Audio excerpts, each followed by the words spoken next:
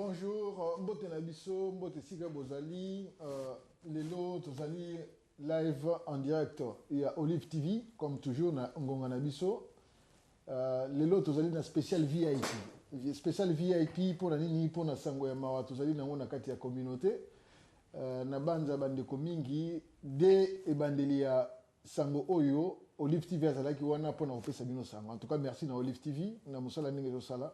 Merci na pasteur Nkosi vraiment zopesa na ngonga na ye na tango na ye na mukio aza osala vraiment longonia tondimaka na tango ekoki ya kondima. Merci mingi. Merci mingi na technique pe esalaki mosala ya ko informer biso ya ko annoncer biso mais lelo to eza lisusu live toujours courtoisie ya nini ya Olive TV pona ko ina yuke Congo Voice elongo ndenge boyebi kaka topeka kosala ndambu pona kosala nini kopesa bino sango. Communauté na biso eza na pasi eza na mawa mingi. Oui, c'est vrai. Tobungisi bandeko ebele, oui c'est vrai. Tobungisi bana, oui c'est vrai. Tozu a pasi ebele mais oyo mbala oyo eza ya pasi mingi parce que ezali moko ya baye oyo en tout cas asimbaki communauté na biso, asimbaki parti mobimba oyo ezali parti monene awa na kati ya UK, parti ya UDPS. Azali mutu oyo asimbaki biso pardon na kolia, na komela. Azali mutu oyo azalaki na souci ya bandeko esika nini ya kosangana. C'est vrai, na bolamu na ye ya ebele, na mabe na ye ya ndambu, mais biso lelo tokokanisa bolamu. Ndenge mibeko ezalaka, ndenge bokeseni ezalaka, tokokanisa ye na bolamu oyo tomesenaki na ye. Nous parlons bien, il y a papa na biso atiki biso papa Nzoki. Mais yamboto kende pe to yamba invité na biso toza na ye nanu awa, na banza ekozala vraiment bien te na biso soki tobosani respect pour na ye, respect pour na baye bakendaki avant ye, respect pour na ba oyo bazoko kende na mukolo wa lelo. Ce qui te veut na une minute de silence pour la mémoire. Merci.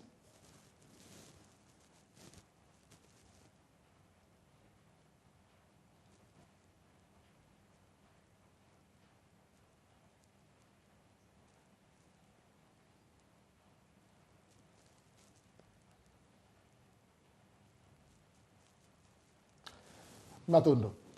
Vraiment, na banza bandeko baza komona na bilili wana merci na technique vraiment baza komona papa Nzuki na biso wana ezali bilili elili oyo tozwaki ya ye ya suka na émission ya Totonga Mboka avec invité na biso na poko alelo d'abord ba condoléances mingi na communauté mobimba to bani na communauté parce que yango moto sangisa biso ba condoléances mingi na famille na ye famille Mecha famille oyo evandi na ye ba condoléances mingi na parti de PES oyo tozali na représentant lelo to Ngombo oyo tozali na ye awa représentant, en tout cas, sincère condoléances et bonjour. Merci beaucoup, bonjour également.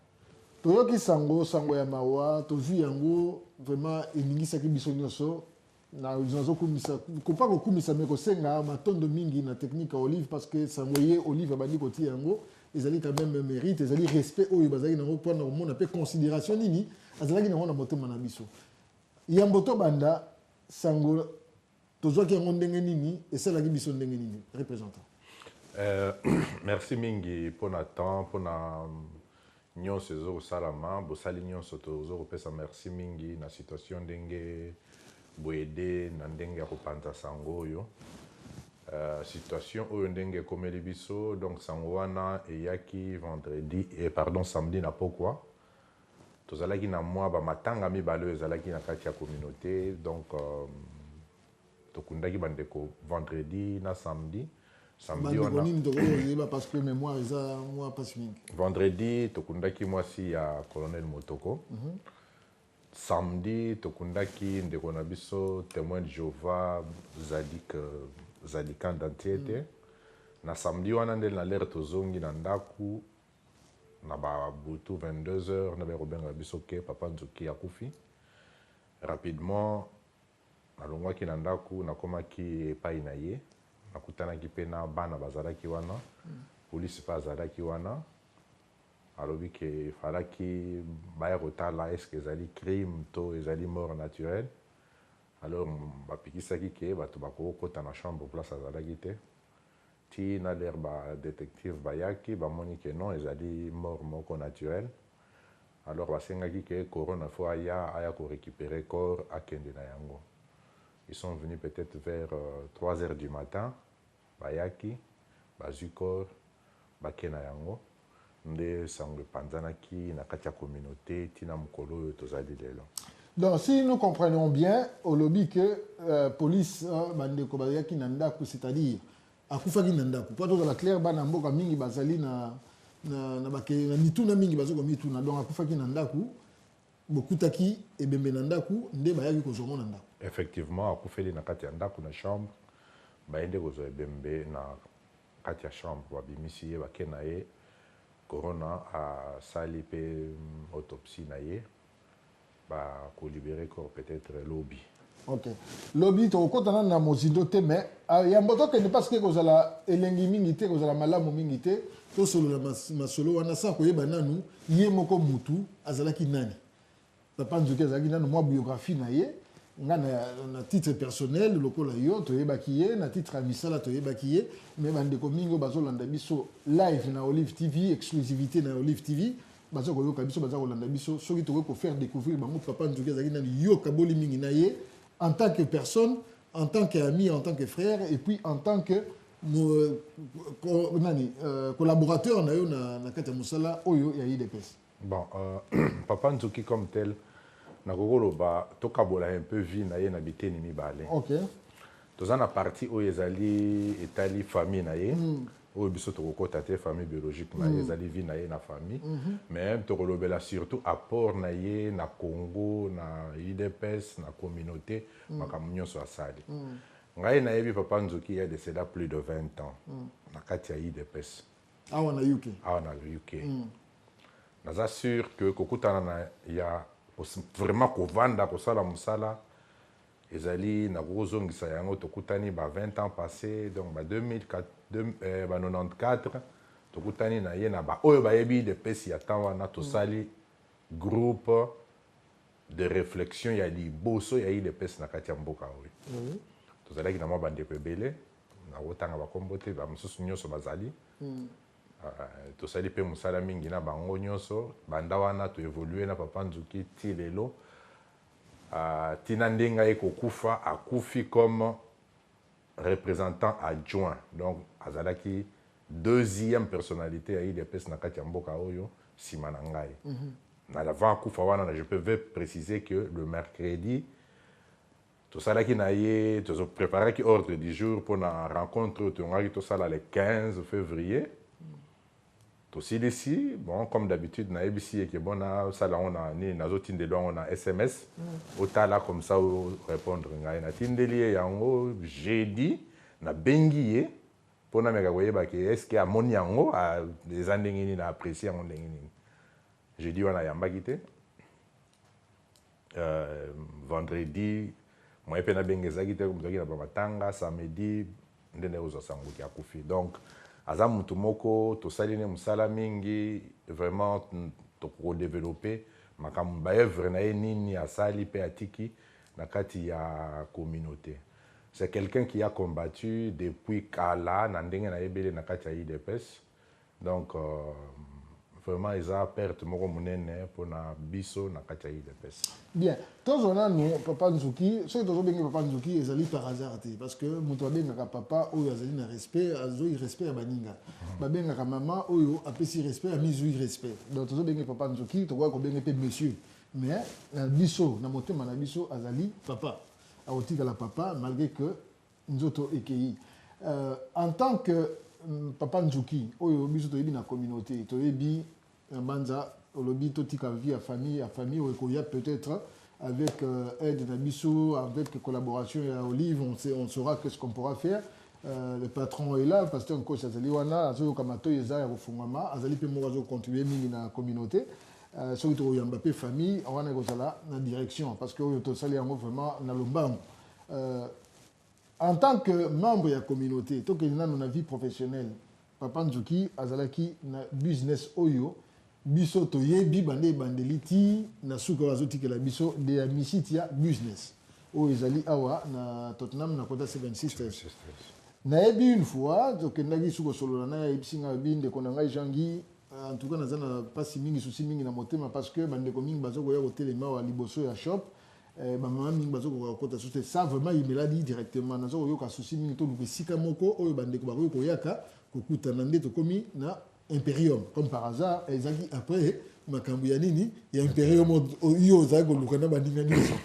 alors, contribution en tant que professionnel, pour une expérience, est-ce que contribuer à la communauté, est-ce que apport dans la vie? Bon, voilà ce que tu as Papa Nzuki comme businessman. Pour quand même. Papa Nzuki, na ndenge na yebeli na vignon soto mené na ye shop wana sali 19 ans. Donc année otonga to bandenge ko kisa 20e année nango. Donc Azam Mutumoko, il a beaucoup fait pour un businessman ou bien business en général na Grande-Bretagne. Aza parmi bateau et bandi business na Grande-Bretagne. Et puis, il a aidé Bateau Belé à set up le business. Financièrement, il a assisté Belé, Salipe Moussala, dans conseil, à PCP, et puis à Kamata, shop Oyaye, à Tiki Yango, na communauté, à Tiki Yango na IDPS. Azali Moutou, Azali ko respirer. Pour le Congo, tout d'abord, c'était avant Makambounions. Bato bayebi que en 2005, place Ouana, ils ont parlement debout dans le shop. Place bato bazali ko discuter politique. Papa Nzuki vivait, respirer Congo. Aza mobundi munene ya ekolo oyo to perdre. Donc azali mutu oyo na ndenge soki tolobi tolanda malamu vi na ye, ezalaki business na ye na Congo. Soki Congo etamboli azaki na sengo makasi. Amipesaki butu na moi ba oyo bayebi na 2000 l'ère président Tshisekedi ayaki awa akangaka shop wana pendant presque une semaine afungolaka yango te.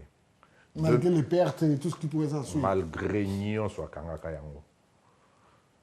2005 toyebi le société ba air news so sala ba réunion pour préparer marche à 2005 même na mukolo ya marche biloko nion so ezaki kokomama na shop na ye. De amisiti ya business bato na kati yazoteka te akangi alobi keza po na Congo bato baza kosala bato zokoma bakaliko ba pancarte. Donc c'est quelqu'un normalement qui a beaucoup fait. Le kola être humain nyonso mabe ezanga te. Ndenge yo moko introduire wana mabe eza mukie bolamu na ye eleki mingi ebimi cadre ya na yebi kutute na ebimi cadre ya IDPS ezu cadre ya Congo. Basa na sali bolamu mingi pona batu nyonso na ebite ba baza na makambu na ye peut-être via mutezangi makambu te mais vraiment baza mukie ya kotanga na maboko. OK. Sikoyo na cadre en tant que membre effectif et actif il y a UDPS contribution na ye bien sûr que lobby toujours que azako respirer mboka mais contribution na une activité contribution na une année bien que comme toujours il y a toujours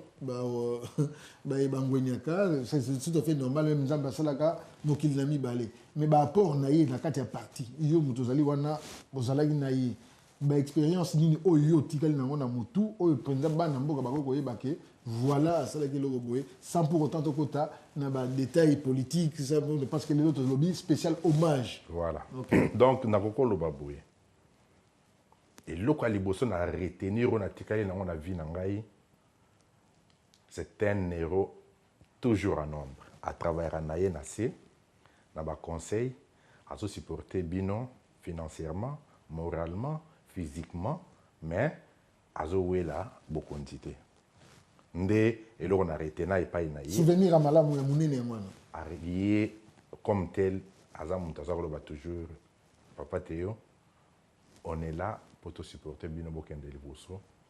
Personnellement je n'ai pas d'ambition politique mais na lingi ke mboka na biso etambola bano bakoya na sima ba hériter mboka ya bien. En dehors de ça, autre qu'on retenir comme action, papa Nzuki a sali na kati ya vie politique. Na pona koko lo bake accueilli atiki biso, ça peut être qu'aké avant, mais makambo ya sali, ba mususu bako vivre ba mbule belé, ba kotika na kosala ngote. Na lobi on a kati ya IDPS ceux qui te retracer histoire, to sala groupe de réflexion ya liboso na mboka oyo. Il y a 20 ans passés. Toye na kokozwa kamoko ya marche ya 2005 marche wana esalama ndenge nini. Le président Tshisekedi, le 2 avril 2005, a lobby qui est arrivé au 30, le gouvernement 1 plus 4 sera démissionnaire. Bon, papa qui m'a appelé na shop na ye, a bengi nga na nazaki na ndako, a dit non, papa na besoin ya to solo là. Tout à l'heure, comment on peut évoluer dans ma campagne. L'air na ye, a dit non, na bengi yo président lobby qui le 30 juin, le gouvernement il fait la démissionnaire. Il faut tout appuyer le président. Il faut. À lobby, il faut tout appuyer. Bon, on a dit bon, tout ça, on dit non, non, tout réfléchir, hein, sur comment est-ce qu'on peut évoluer dans les Cambodge. On a l'air de dire, est-ce qu'on peut pas, organiser une grande marche pour Bissopé, tout le baquet, non, le gouvernement 1 plus 4, Makamunango, et Sili. Ah, voilà, c'est une bonne idée. Bon, ensemble, 3 jours, il y a des préparatifs, sans que tu aies besoin de tu vas dire que tu as arrêté ma camion normal. Tu as un comité, il y a des solo tu as lancé une invitation à la communauté. Tu as fait une photo dans la communauté. Pour tout ça, il y a des personnes qui sont côté, mais tu as fait une c'est comme ça que tu as fait une réunion à Liboso, dans Fontaine House, dans la Justin. Tu as fait la communauté, on avait invité le pasteur, les étudiants, le maman, artistes, sportifs, journalistes. On avait fait une histoire, tu as vendu des places, bon voilà. L'IDPS vous appelle parce que tu as besoin de bino mbokeke de Liboso. Tu as la commission, sous une la communauté, et ça l'a représenté. Na marche qui le 30 juin, il y a mon nene wana. Mais dans tout ça, qu'est-ce qu'on peut retenir? Éveil, il y a conscience, oyo, et bimana li kambouana. C'est à partir de là. L'air où tu marches le 30, bon, bien, il fallait que j'y à bêta. Ma bêta raté mkoloana. Pourquoi? Pour l'air où tu la fontaine, tu vas pas dire, ah, t'es, j'y vais bêta, t'es, j'y vais bêta, t'es. Bah, qu'il y a place, j'y vais n'ingaka bêta, bah, kangi, j'y vais bêta raté. L'éveil. Bien, éveil et atiki legacy na yende tolobaka, mais si on a vie sociale na yé par rapport à biso batu. Est-ce que batu baoti la paix na ba souvenir bien le kola yo zanango ou bien batu baoti nini parce que certains lui reprochent d'être trop disciplinaire. Est-ce que ça là il peut me malade ou tomabe? Très ça qui malade, moi j'ai apprécié beaucoup. Asa mutumo ala qui na logique, très logique. Donc, ça va bien ça qui est disciplinaire, moi je dis que plutôt... Trop disciplinaire. Trop, mais on a la logique, c'est-à-dire, qui est tout droit. La vie sociale comme telle, on a une expérience, on a une expérience. On a perdu qui grand frère en octobre, l'année passée, dans le 10 octobre. Moi, je ne savais pas. Je suis normal. Madame nous sommes à Biloko. Mais pas il y a Papa Nzuki, a commis, Papa Nzuki a mis prend, c'est moi qui reçois les gens. Théo, c'est moi. Bon, comment Yozo ya ressemble à Biloko? Tu prends Monique et Rosala et Kokabatu pour le panza matanga. Donc voilà l'homme, comment il a vécu la vie. C'est quelqu'un qui était là. En tout cas, na bao ba yebiye, na ba oyo bazana e pembeni. Na sûr, na passé na vie donc on a lobby ba 20 ans oyo. To koma ki plus frère qu'ami. Donc to partager ba temps ebele, mais na yebi pe makambo pona ko tanga ba kombo ba na télévision te, ba tu oyo aida na business. Mingi ba yape ngai ba uba yebi pe ki abengi ngai papa yaka to sali mikanda na batu akamati mbongo apesi mutu pe atelemi susu na business neke liboso aye pe kozongisa mbongo o alinga produire mutu aye akamati mbongo apesi mais belé na yebi en tout cas na business na vie sociale papa Nzuki ndenga keiboye ezali perte monene na kati ya communauté yango tozoloba keza baoba mwinda moko boye ya munene projecteur ekufi na place wana mwa mulili ekoti. C'est vraiment mulili ekoti nga moko pe na témoigner en tant que businessman ntango tozosala mwa misala mike ya production et tout azalaki wana mpona kopesa conseil à design oyo esalami malamu te mpona koattirer boye vraiment sala boye on discutait beaucoup. C'est dommage qu'il soit parti dans ngonga oyo na kwa ozana besoin na ye mpona korelancer ngai vraiment na banza iyo ozali wana otikali metete na memission mokumba wana te toza mpona koservir communauté nga moko kaka te te toza on est là toujours mpona depuis vie na biso eza public. D'accord. Non, c'est pour dire que vraiment il était quelqu'un oyo c'est vrai malgré le peu de défauts qu'on attribué na ye ou bien qu'on reconnaître na ye vraiment mais azalaki na souci ya baninga. D'ailleurs raison pour laquelle wana na koloba moi à titre personnel nan raison pour laquelle depuis l'obili en tout cas bana ina matanga na lala vite na babaki vraiment même ceux qui na juna no bakonzi ya Olive TV mais tout a déjà titre na votre celui nous natongo voilà nous sommes là et Dieu merci en tout cas Olive TV font la biso maboko parce que confiance ezali donc courtoisie nango yango wana. Alors na point mususu tonga to loba quand même bon to frôler yango moi moké donc to likango peut-être na oyo yo kokoka côté vie familiale parce que bato pe bazo kotuna est-ce que azalaki na bato te na famille te et loko nini ko brosser biso na vie familiale non.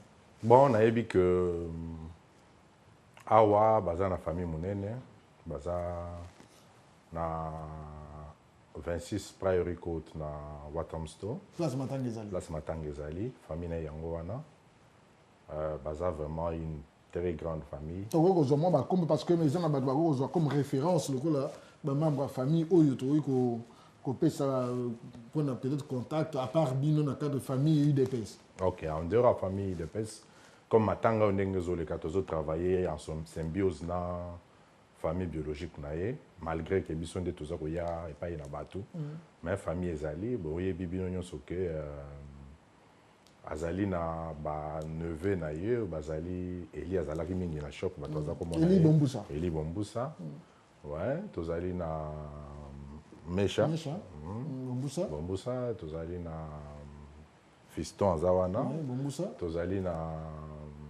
Pasteur Jean Bosco Kanyemesha tozali na Shiv tozali na Christopher en tout cas baza wana soki moto aza na besoin na bango akokutana na bango à tout moment baza wana soki problème ezali même question ya kotuna donc famille na ye natiki boyo ya basi natangi bango te moya bamibali oyo toza na bango on dit toujours les responsables natanga makambo ezaka mibali on protège les femmes. C'est pourquoi je citais un traditionnaliste comme vous êtes. Bon, c'est normal parce que ceux qui te l'oublient que tout qui est dessous sur la base, tout le temps, non. Vie, vivre mingi, on était plus les. Bah on savait que toujours tonton. Vous voyez que tout ça y est dans nos co. Bon, bah on est au message na bango, les autres c'est juste un mot de ce qu'on peut n'andako. Mais les restes, au moins on a ma place et belé, na ma réunion et qu'on se réunit, on attend qu'ils vont. Bien. Toi, ça là un peu moins recul par rapport il y a départ, au départ parce que pour nous il est parti, mais il reste en nous. Et ça c'est que perte mot définitive. Non. Sa mémoire restera toujours gravée en nous. Voilà, tu reconnaître mais qu'est-ce qu'on peut un peu savoir? Est-ce que les gens qui sont brusque parce que la communauté mingi bengi totalité. Les gens qui brusque, papa nous dit que Kazali, mais bon, tu quand même Mikolo. Personnellement, à titre personnel, na mona gi shop okanga na leki na nini à 3 reprises na restaurant Imperium parce que le yebi ke to solo la nebe masolo mingi na zali na principe soki lokola solo ya biso na bino ezali en fait média na bino parti na bano linga toujours soit na juillet mais na souci pe lokola na mona ki était na 3 fois ba bisinga ke na Nicolas azoka autant comme retard na leki mais brusquement boye est-ce que zala ke loko moko et ya ki brusque ou bien zala ke loko moko bandai ko ko s'acheminer ou bien zalaki eloko moko prévisible ou imprévisible na éviter lo noko que ça biso na communauté. Non, sinon la question là na koko lo baboye que il y a eu un temps à Zwaki moi pas sinanzoto il avait des petits problèmes il y a santé peut-être 6 mois passés à se remettre qui n'avait pas bien zongela qui peut musala na ye malamu. Ouais, mais seulement que le jeudi, il a présenté qu'il va signer le souci de moi faiblesse. La rechute, moi, ok. Alors, on va salir moi rechute. Alors, on voit qu'il peut dans un restaurant à Zonginda pour le jeudi. atikaki bato atikaki continue à restaurant nde azongi ndako vendredi alobi monaki ke moya kende restaurant ezalaki te c'est comme ça que vendredi wana na pourquoi asengi bakisi ya komela ameli ake kolala alamuki lisusu te.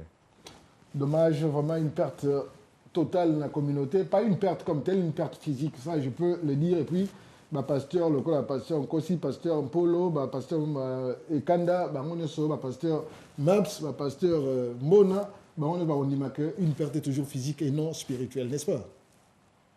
Oui, ça dépend à fois à moto na moto. Comme on pasteur na biso ba tout ça la peine moi bondimi, n'est-ce pas? Ouais, parce que il y a expérience na vie future donc pour mais vous êtes même d'accord non? Ouais, Nabi, autant qu'il va pasteur, non? Pour le pasteur, oui, ça va, il y a toujours une résurrection quand Jésus reviendra prendre ses élus.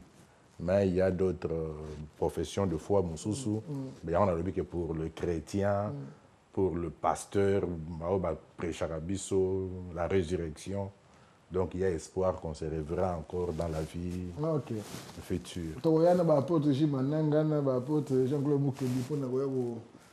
expliquer ok on est allé sur la sauté dans le bon ok c'est bon les autres ont hommage bien qu'on parle comme on dit un départ n'est pas toujours une tristesse non c'est une joie et moi des fois c'est comment parce que pour Nabiso accomplir ce qu'il pouvait accomplir le bien le mot que mission qui a accompli peut-être son temps a été comment accompli donc tous à la peine à moi et c'est malgré tout. Avant que Mamsou Bandeko Moussou Bazali wana bazo bon sur téléphone, régir au bon sur téléphone, peut-être mutumo azana hommage, to zala vraiment la discipline mingi, to za plus na besoin ba hommage na ba témoignage. Ceux qui ont moni kozana likambo personnel aux alagi nango, wana ezali likambo au selon la famille, nous ne représentons pas la famille directe ici parce que ça ne manque jamais. Ngana ni kozala direct. Donc to za plus besoin ya hommage, témoignage au yego ko sala nini ko mema biso na liboso. Mais si on n'a pas d'organisation, avant qu'il y ait une organisation à Soukanan, pour le moment, comment s'organisent les choses? Bon, pour le moment, le deuil se tient à 200, numéro 26, Priory Court, Walthamstow, London. La bande déjà on a un écran, et 17. Ah, ce qui est un écran, donc 2 places. Les lots OEP n'a pas quoi lobby. Tozala na salle ya Kin 2000 où ils allaient na Edmonton Angel tokutana wana à partir ya 20h 21h puis 2h du matin chaque jour non week-end vendredi na samedi alors le lundi tozala tozongi na Walthamstow de vendredi corps kozala exposé de 10h à 15h. Samedi, enterrement. Vous avez exposé de 10h à 15h. Et aux autres cas, à Tottenham. On a 2 salles, tous autres là pour Azam Moutaye, Baniming dans la communauté. Tous autres vraiment espace Moro ya Mounene. Il y a tous autres là, tous autres dans la négociation. Donc annoncer on a un texte.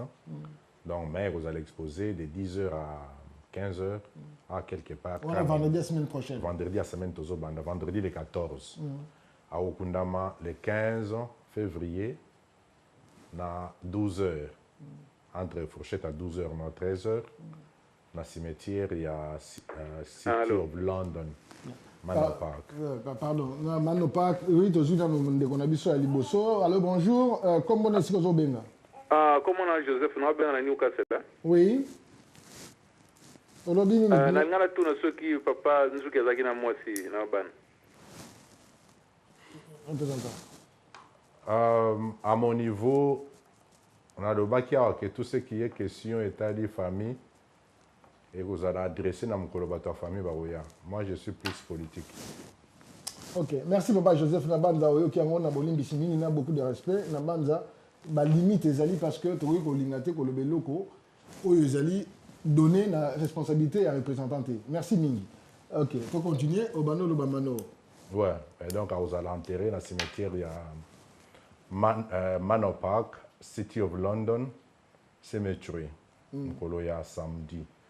Donc tokosala culte na église catholique où ezali na nini croisement ya Sainte-Anne na High Road na coin wana nde place culte ekosalama wana ekobanda na 9h vers Stanford Hill. Ouais, donc na coin okomo kende tokende Stanford Hill 5 soki minutes soki nini comme ça eza wana et culte ekobanda na 9h et aussi dans 11h 11h tolongwe wana tozwi nzela mpona kokende na cimetière. Donc je suis programme mais tokopesa programme détaillé ekozala ekopanzana partout. Pardon. Oui, maman, bonjour. Allô? Allô? Oui, maman, comment on a ici au Benga? Ah, Ezalinga Maman Sephora. Oui, maman Sephora. Ngai nazali vraiment na ba souvenir mingi pour na papa Nzoki. Tozo ko malamu mingi tezo ko matama mungo bien technique matsa so mo volume mo ke pardon. Nalobi nazali na ba souvenir mingi pour na papa Nzoki. Oui. Parce que ta na boka ki na kombo a IDPS. Oui. Alors nazalaki koleka mingi na shop papa Nzoki. Tozali kokutana pe na ba réunion na biso ya IDPS. Oui. Ezalaki chaque fois soki na nkei na shop papa Nzoki mpona somba eloko. En tout cas, azalaki ko permettre ngai te ke na somba eloko, azalaki ko kabela ngai. Oui. Alobi na ngai ke Maman Sephora oza na mbongo te, oza na ngunda, oza na eloko moko te. En tout cas, zwa mbisi yango okende kolamba. Oui. En tout cas, mpona nga papa wana nayebi te. Nazalaka ata naza na posa ya kosomba eloko te kuna na West Green Road, nalekaka kaka mpona mona ye napesa ye mbote epi nazonga. Mpona nga papa wana eza mpenza perte monene mpona communauté na biso, mpe eza perte monene mpona biso bamembre ya IDPS. Ya solo maman. En tout cas, merci mingi. Pas ces années dans mon thème, mais gardez courage et foi. Et accueillir, mais attirer les bisous, le gros baba souvenir à bien au yotori qu'on construire à partir de mon espace représentant. C'est vrai, accueillir Ezali perte monene. Denga Robakiawa, c'est un fin stratège. Oyo ba bengi stratégie politique. Vraiment, Papa Nzuki ayebaki politique. Aza mutu na salile musala mingi côté wana. Ezali perte monene, mais toutefois, musala ya sali atiki to continuer na yango de façon que to honorer mémoire na ye. Donc to koba na yango to kende liboso. Tozo senga support na bato nyonso na communauté mobimba de façon que to simba likambo atiki to kende nango liboso. Allô, bonjour. Oui, bonjour maman. Ah, nani na souhaiter mes condoléances nanga. Eza Isabelle Kamba na Manchester. Oui. Isabelle Kamba na Manchester, oui, elle a souhaité mes condoléances nanga na famille à Papa Nzuki. Oui. Pour azalaki vie moko en tout cas malamu. Nzamba asunga place accueillir en tout cas na habité sali passe na mawa. C'est ça. Merci. Merci ming maman, ça va droit au cœur, na famille biologique, na famille politique na biso nyonso na communauté. Merci mingi. En tout cas, Nzamba Pambolao. Représentant, pendant que tous les bandits comme ça, benga, vraiment, il y a qui va témoigner, il y a témoigner, peut-être on va pas rejoindre jeter, mais pour le moment, à Salimingi pour na biso, à Salimingi pour na communauté, pour na mboka.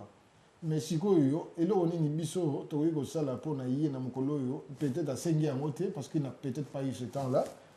Maintenant quand il s'est que ce que ça na ndambu, on a besoin de, mais on a besoin. Besoin d'une cause la pour na mokolo le pour na. Bon, na kokolo baboye comme tu présenté awa, ba témoignage nyonso peza koleka, azali muto asaleli communauté, azali muto oyo abundi po na mboka, azali mutu oyo apesa ki vi na ye, il a choisi l'IDPS, mais il a servi la communauté. Le Congo. Le Congo.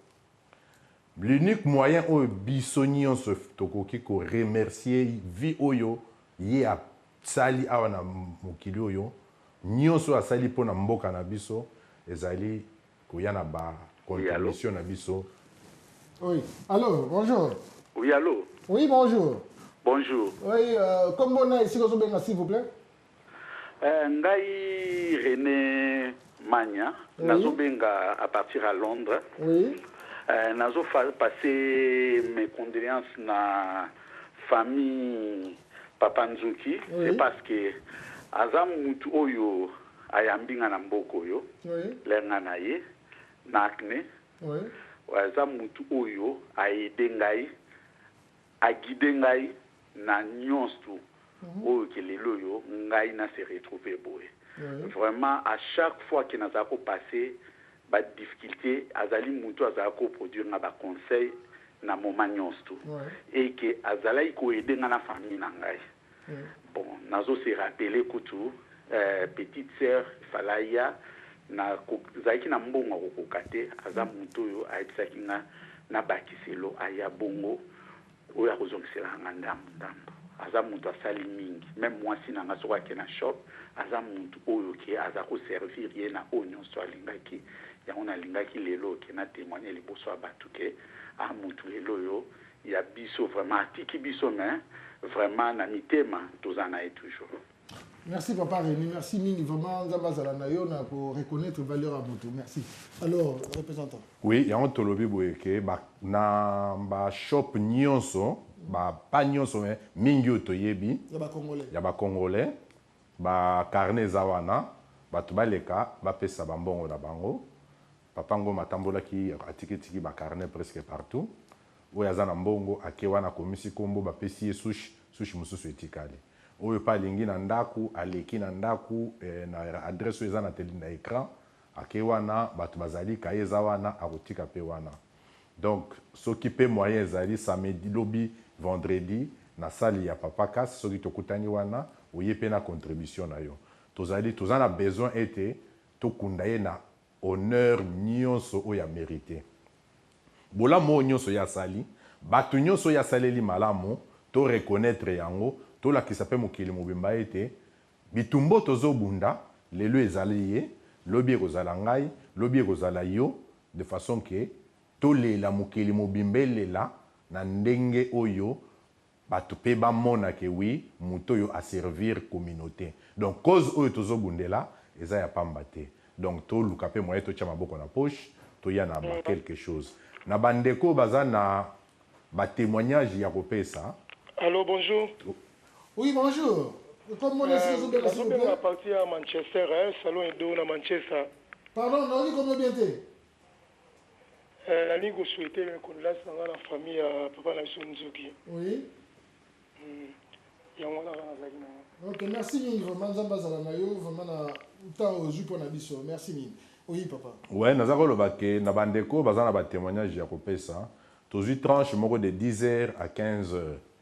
Donc, to kopesa ba témoignage, za mukolo bomba to réservé yango pour na hommage na ye. Vendredi le 14. Bato baya na exposition. Okay. Malgré exposition kozala to kozwa pe tant to katina no exposition. Bato ndenge bazo kopesa hommage na bango ko payer respect na bango. To kopesa tant bato baya kopesa pe ba témoignage na bango makamnyon so donc to organiser yango un peu que vraiment za lelo kwa monene na yango tozana besoin de support financier que bato baya ba soutenir pembo ngwemonana de façon que makamnyon tozana yango besoin ko sala pour to sala moi sending off ya malamu na Papa Nzuki akende na kimia amona peke oui bandeko na ngai soki bawa ba monaka amona ke bandeko na ngai quand même basali oyo ezalaki pona bango kosala musala nyonso na sali ekei pamba te etikali na mitema ya bato. Oui, na mitema ya bato soki lo meya ezali nde balobaka makuta banini oye nango, mais est-ce que ezaka kaka makuta ou bien toza pe na besoin d'assistance physique et matérielle. Oui, on a question. Oui, bonjour. Eza Papa Jacques Kalenga, oui, Sheffield, président fédéral honoraire, il y a eu de PES Grande-Bretagne. Oui, papa. Juste à pesa hommage na mokonzi ya UDPS na collègue na biso auti ko perdre Papa Nzuki. Oui. Et puis naza ko saluer représentant Théo Ngombo oaza na Yohana. Oui. Et puis naza ko senga que soki bandeko nyonso tout oyo baza informé bakoka ko informé pe ba combattant UDPS mutu nyonso tout ayebi Papa Nzuki pwana tokunda ye avec ba honneur nyonso tout oyo ya ndenge asali musala il y a communauté, et en particulier, il y a politique, il y a UDPS en la Grande-Bretagne, et d'une manière générale, il y a politique en Boka. Merci. Merci, Papa Jacques, en tout cas, et qu'il y ait droit à Matoi, représentant Zali Awa, et au Kélepé, la famille, Bayoki, Bazolanda Bisso, vraiment merci, Mingi. Je crois que vous êtes très bien organisé, la carte UDPS, vous êtes une très grande famille, ça je peux le témoigner, donc je crois que vous ferez le mieux et l'essentiel. En tout cas, représentant de Zali Namutuna Nabisso, Akoye Basoki, assistance physique, et Zali aussi demandé ou bien souhaité, pas tous à la bien à terme Nabisso. Et puis ce qui peut babilo comme ce matériel et peut-être mutaro zala na lo meya boyesi ko azana ngote même na kabod na ekuna moi iloko ezalaki moi ba mama bazala na ba sucre na bango ba farine na mikate ba ko mema ba mama msu bazoya ko sala mikate tout ça. Est-ce que ça peut souhaiter? Oui, ça souhaite. Donc na tangu ya boye les événements monene tous en a besoin ya mbongo, tous en a besoin ya batu pour na ko consoler pour moni ceux qui m'ont accueilli au moni muninga mususu aye ko pesa yombote ezapesa kama esengo malamu et puis obosani nanu keno nazana mawa masolo eza ko kende lero otika la yomoko otika lokanisa ki ate na perdre moto batu bale kaka ou azana quelque chose aye nango ou azana moi et logo ya kolia ya komela aye nango ou azana moi mbongo aye nango même kolo ya exposition le vendredi présence physique ya mutu nyonso eza demandé. Le samedi, na Tongo à 9h, présence ya Moutounyoso est demandé. Je salue en passant le président honoraire de la Fédération Nabiso, Jacques Kalenga, Ndenga Otikoloba Awa. Bandeko mingi ya de PSP bazako tout na programme. Malheureusement, il est à la télévision pour topé ça yango po to wuti pe kozo yango kaka siko yawa. Yango to pesi yango mais to ko annoncer bino na ba voix oyo to annoncer chaque fois makambo ya IDPS mais na ba voix officielle. Baope bazali kolanda sikoyo bayoki pe programme wana boyebe sape baninga na IDPS tokolobake membre nyonso ya IDPS na ba section na biso nyonso est attendu na Londres vendredi. Donc il y a qu'à préparer de façon que vendredi aux allons à Londres, samedi aux allons à Londres. C'est un autre cadre du parti qui nous a quittés. Donc tokotanga ba condoléances, ba message nyonso ya condoléances oye outil partout dans le monde entier. Message de condoléances du président élu Tshisekedi. Tu retiens à vendredi, tu récupères un peu le message. C'est un peu programme malam pour tout ça. Donc, mais na sur place à Londres. En tout cas, tu as aussi un bino été. Au union sur Papa Nzuki. Au union sur de près ou de loin. Staff ya Papa Nzuki. Nazo belle la on la télévision. Papa Nzuki a un staff tu as benga staff na ye bamiyebi. Donc tout ça a besoin na bino bomonana mais ça vous allez belé père ça là de façon que tant to kabola batache mutu na mutu azwa mwanda mbunaye pour mutu moko tayo ka kilo ya musala wana na mapeka na ye. D'accord. Mutu ayo ka kilo wana te soki ko kabola mwanda mbo koma a bon port. Na banza eloko moko ezali susu ya kotuna oyo en passant là toujours les karanzela wa bande ko batuni et puis yo mentionné ngo que vendredi na samedi tozala na salle ya Papa Kas Kin 2000 au Isalia en Edmonton. Dimanche, ti Nicolo Goya lisusu avant que tozonga lisusu kuna tozonga na ndako. Bon, na ndako bat bazo ebele. Ndeko na biso na autant à kombo na parce que tuna nga motuna na ndeko se utiro ya bon ça biso suki de temps en temps. A tuna bi mais soki lokola batu baza ebele na ndako. Et que place des alités bande comme ça bazo na Tottenham ba yebi place Imperium mais là qui est-ce qu'il ne serait pas possible peut-être que ça dans le deuxième siège batu so baza na Imperium. Na évité ceux qui bossent sur la famille bien sûr vous avez déjà na moi idée sur ça. Non, ça y est bon côté mutatuni yango. Imperium eza place à business. Tokoki kosangisa kosala matanga place mibalete. Ba oyo kaka na mboka moko bo bazolela awa. Et ça la désordre. Désolé ki sa kuboka bwana. Ouais, toko tia tente na sima la place wana. Oui maman, bonjour. Allô? Oui, bonjour maman. Ah, bonjour papa. Comment est-ce que vous avez biso? S'il vous plaît. Ah, papa na bengi hein? Yeah. Comment parce que tu l'as dit programme na retard, est-ce que vous pouvez de la pona date? OK maman. Na place s'il te plaît. OK, merci. Mais tu comment on a noté? OK, merci. OK. Bon, représentant ça. Bon, please. OK, représentant Yogi maman lobby. Est-ce que vous tokosala boye te mpo tozongela yango lisusu te tolobela yango na suka alerte tokóma na suka. D'accord, merci maman, tolobela yango na suka quand tokabwana. Ok, représentant, tolobana loba mpona désordre. Ouais, donc tokosala bamatanga place mbale te lokwa tolobi, mais on a organisé que le lundi, à partir de lundi, yes, allô? Tante kozala na sima. Oui, bonjour. Allô? Allô? Oui, bonjour. Allô, bonsoir, papa. Oui, bonsoir. Comment est-ce que vous allô, bonsoir, président. Oui, bonsoir. Ok, ça, le jeune combattant, on a souhaité mes condoléances, quoi. Merci. Le jeune combattant, comment est-ce que vous s'il vous plaît? Président Ebi Mouta-Bengi, donc Ebi to sala muto vraiment tombola à la moussa ba jeune. Donc on a souvenir na nga ezali kaka pona papa Nzuki jour ya marche ya 2011. Ayapa na nga singai tu dois faire quelque chose pour la jeunesse. Donc souvenir ya ngai ya munene ezaki yango donc souci na ezaki penza ba jeune. Donc ba la muka quoi ba jeune ya UK, ba jeune ya partout ba la muka. Donc souvenir penza na garada yango wana pa na ye quoi. OK. Merci. Merci beaucoup, représentant. Bon, tous message c'est très bien. En tout cas, merci Mingi. Nazakolo baboye que le lundi, donc trozala na tante libanda wana nyoso na jardin, tante kochama wana. Ti jeudi, donc vendredi, commis déjà ma enterrement. Donc tous on a besoin de pour nous refungo la Imperium pour nous sala matanga. D'accord. Ben, si quoi, pour nos contact, la famille de PES, banani bazali habilité, il y a un contact officiel, la famille biologique, banani bazali habilité à rejoindre. Banani et puis bosonité que maman puis bazali belé awa bala la répéter, bamsu babenga déjà pour nawoyi bamsu na tinda ba ndete pa na yo, na respect na zala nango toujours pour na misala. Merci. Donc ceux qui bozali déjà na arrangement na boyebi que banani bazali na ligne à conduite pour la communication pour guider pour informer officiellement na ndenge makambo yo sala. Bon, contact comme tel batunyo soyez de pes bayebi que s'il y a un problème bazo contacter ngai de façon que baye ba situation ndenge ezali. Toza na bango moko fe bayebi montant et katami pour na koloba na télévision te pour na ba membre nyonso ya IDPS.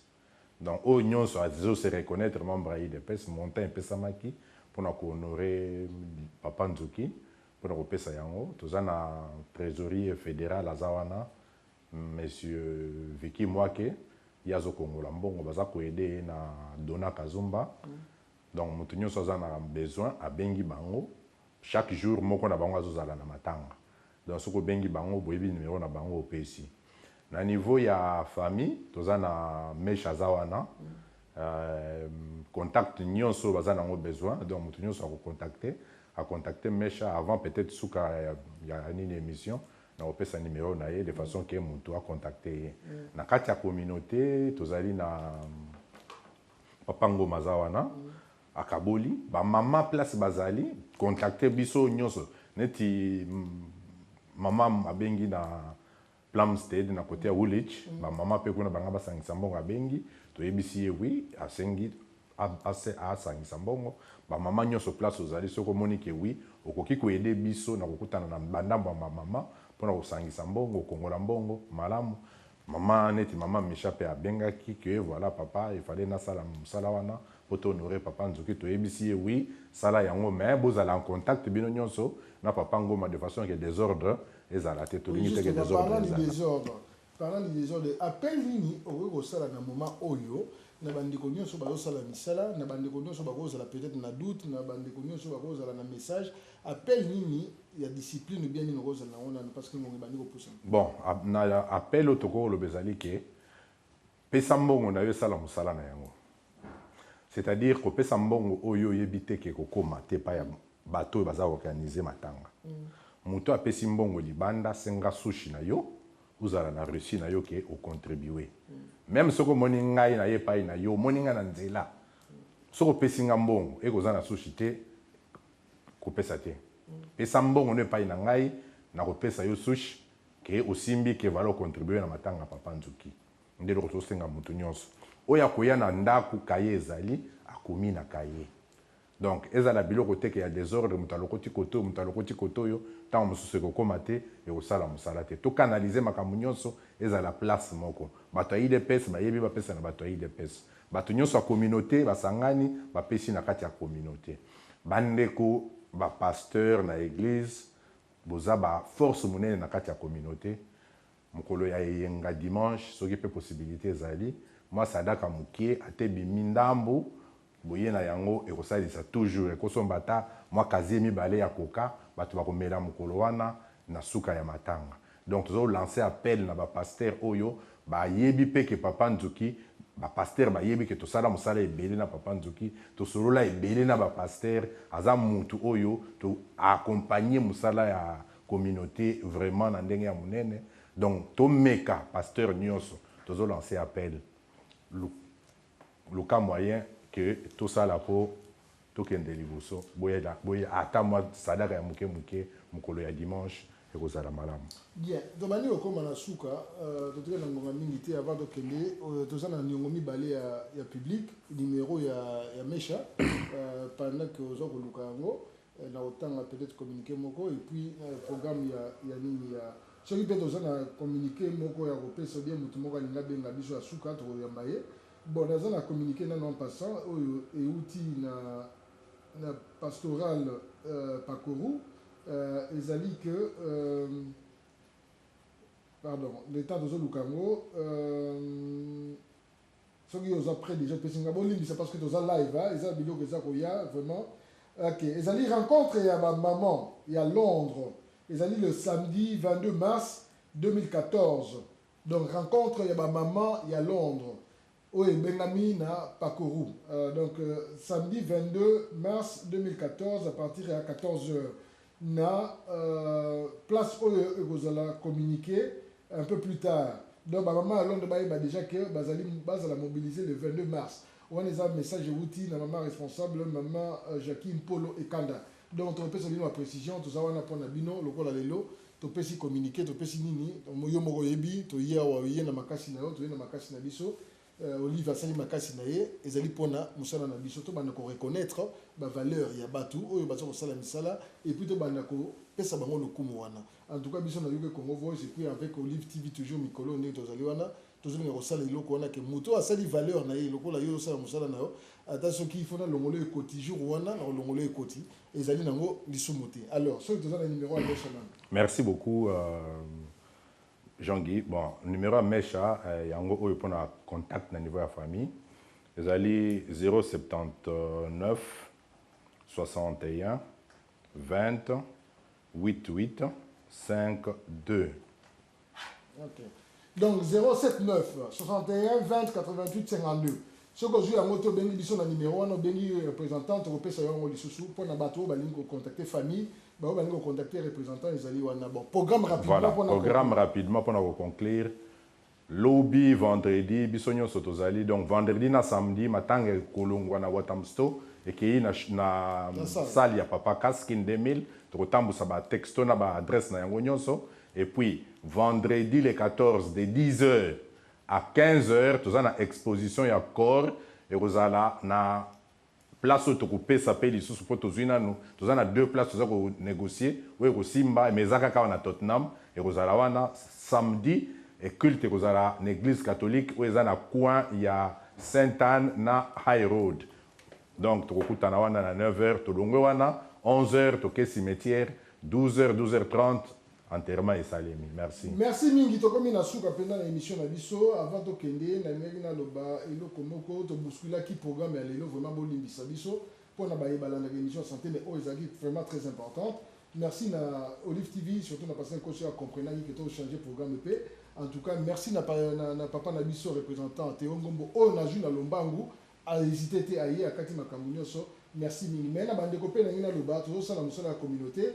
Olive va faire espace na yepé biso pe tozo pesa ngonga na biso soki bino bozo tia maboko te to kozala te to komi vraiment kokoma serré pour na biso to leka wana to kosenga jour mususu to leka awa biso yuko Congo Voice pour ça l'appel il y a fond pour na espace na biso ya santé ya communauté ezala wana soki okomona te soki olingi à partir ya sikoyo obengi déjà na Olive nga naza wana te mpona yambaka yango okobenga Olive directement bakoyamba yo na mama Vero kayimba azali wana ou bien na technique nyonso donc tosalaka tosimba espace oyo mpona biso nyonso ezali bolimbisi kosenga ezali lisumu te mais koboya kosenga ezali lisumu soki oyoki soni soki ozangi matondo mingi totiki bino na banza enregistrement oyo soki Olive akozala mpona bato mosusu eleka na pokwa wana ezali bolamu ya pasteur kosila motema na ye natikeli mokumba wana soki bino bokolanda yango na pokwa en tout cas bolimbisa biso na pokwa ya lelo merci mingi tokutani mbala nsima merci na technique merci na bino nyonso bolandi biso makasi na biso ezali bino matondo merci président merci mingi mpona koinvite biso